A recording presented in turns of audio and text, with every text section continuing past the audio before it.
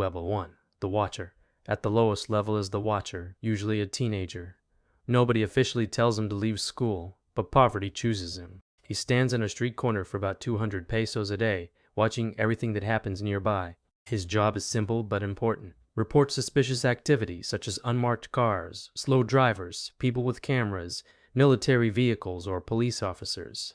He works long shifts, often 12 hours with no breaks. Sometimes he stands near houses where drugs are being produced, such as methamphetamine labs. Even if he never enters the building, he can recognize it from the strong chemical smell. The people involved rarely acknowledge him. To them, he is just part of the environment. At 14 years old, he spends his days observing and reporting, while his younger brother still goes to school. He may not understand his brother's homework anymore because he stopped attending classes months ago, but the money allows him to buy things for his family, which is how he justifies the decision. Level 2. The Transporter. The next level is the Transporter, usually someone in their late teens. Their job is to move drugs between locations. For example, a transporter might drive a vehicle carrying hidden packages of methamphetamine across checkpoints or highways. The drugs are carefully concealed inside vehicle frames or hidden compartments so that police inspections cannot easily find them.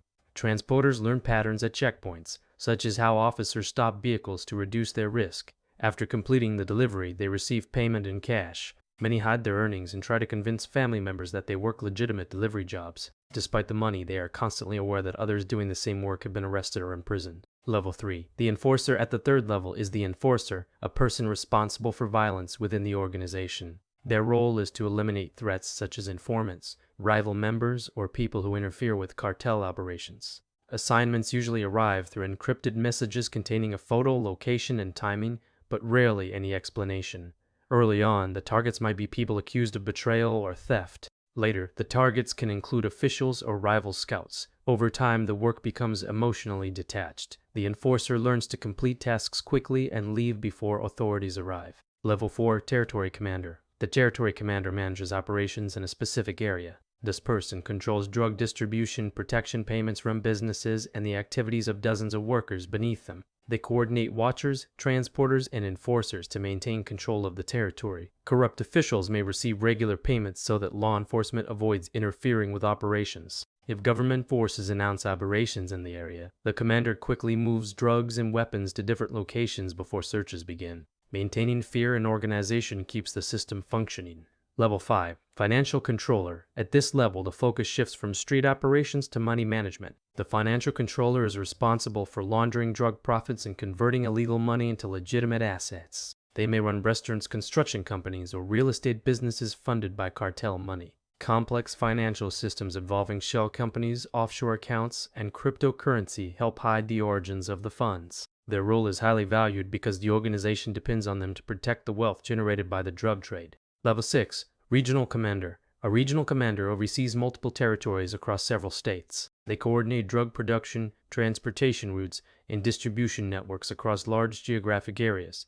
Dozens of territory commanders report to them regularly. If shipments disappear or someone steals from the organization, the regional commander investigates and ensures discipline is enforced. They also respond to threats from rival cartels competing for control of certain regions. Level 7. Strategic Lieutenant. At the highest operational level, below the leader, is the Strategic Lieutenant.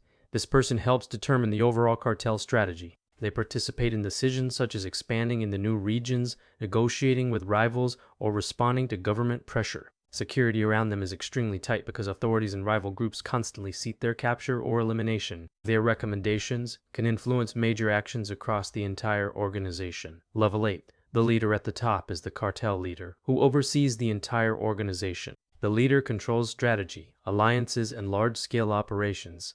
Under their command are networks that span multiple regions and international trafficking routes. Governments around the world attempt to locate and capture them, often offering large rewards for information. Despite building powerful criminal organizations, leaders often face constant threats from law enforcement, rival groups, and internal betrayals. Eventually, most criminal empires decline due to pressure from authorities and internal conflicts.